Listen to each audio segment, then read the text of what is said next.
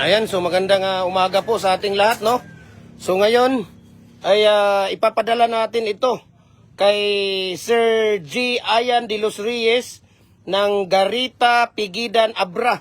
Itong standard na double na hollow blocks molder natin. Ayan, papadala natin sa kanya to. Tuwang-tuwa to si Kuya pag ma-receive niya itong molder niya. Ito no. Yung 4. Op, ayaw kuniti ang kwan para hindi ma-iris ang choke.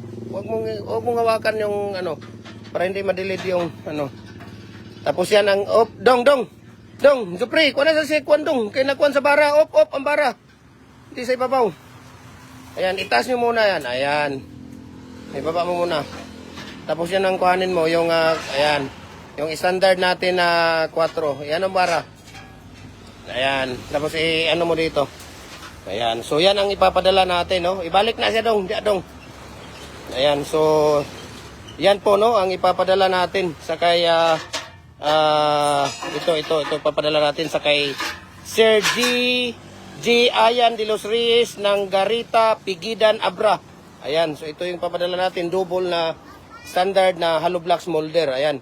So ito, pag pinapadala natin sa Luzon, Visayas at Mindanao, mga maliliit natin na mga molder, kagaya nito, ay nasa lang siya. Pag sa Luzon, nasa mga 4 to 5 days lang siya. Pag sa Luzon, through GNT Express. Pag nasa Visayas ka, ay nasa lang siya. Nasa mga 3 to 4 days lang siya. Pag dito naman sa Mindanao, nasa lang po siya, no? Nasa 2 to 3 days lang po siya. Ipapadala natin ito. Ayan, so magandang araw sa mga magko-concrete. Ang importante lang talaga sa atin, sa mga nagko-concrete, no, ang importante talaga sa atin, ito ang tandaan ninyo. Pag tayo ay may concrete products, dapat ay kumpleto tayo sa lahat ng design. Okay? Mag-ipon muna, dahan-dahan na huwag diretsong bilhin. No? Kasi mahal ang mga molder, huwag diretsong bilhin kung hindi kaya. Ang gagawin natin, paisa-isa ang bili, importante, kumpleto kayo sa design para one-stop shop lang po ang ating customer. No, kagaya dito sa akin. So talagang binabalik-balikan ang aking mga concrete products dito. Bakit? Dahil nga kumpleto tayo sa lahat ng concrete products. Kung gusto nila ng bricks, gusto nila ng hollow blocks, gusto nila ng decorative, gusto nila ng muhon, gusto nila ng RCPC pipe culvert, gusto nila ng dragon fruit post, gusto nila ng pins concrete post, baluster, lahat po, no? Kumpleto tayo, nandito lahat. Binabalik-balikan at dito nila makikita. Mayroon pa silang tawag dito. Mayroon pa silang tawag dito yung pagpipilian. Kasi kita mo yung mga molder natin. Napakadami. Ayun o, yung molder natin ng decorative. Ayan. Nasa 13 na design yung molder natin ng decorative. Napakadami po yan. No? Napakadami po. Ayan o, kung makikita ninyo, napakadami po yan. So, sa bricks natin, ang dami nating design. Yun talaga ang pinaka-importante, no? Yan ang pinaka-importante sa lahat. So, ito naman, ipapadala natin ito sa kay, tawag dito, Dong. Sukatan mo nga ito, Dong. Ipapadala natin ito sa kay G. Ayan de los Reyes ng Garita Pigidan Abra.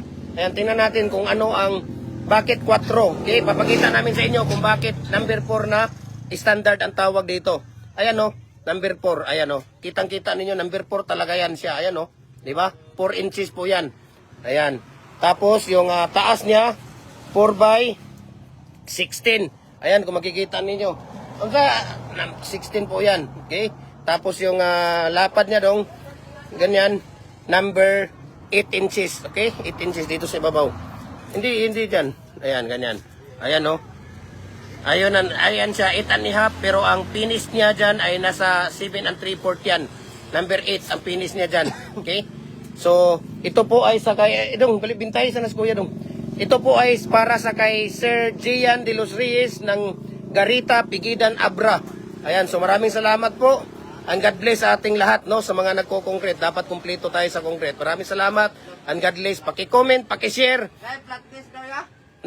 Dahil ngayon, Monday, namimigay tayo ng molder. Okay? Maraming salamat. And God bless.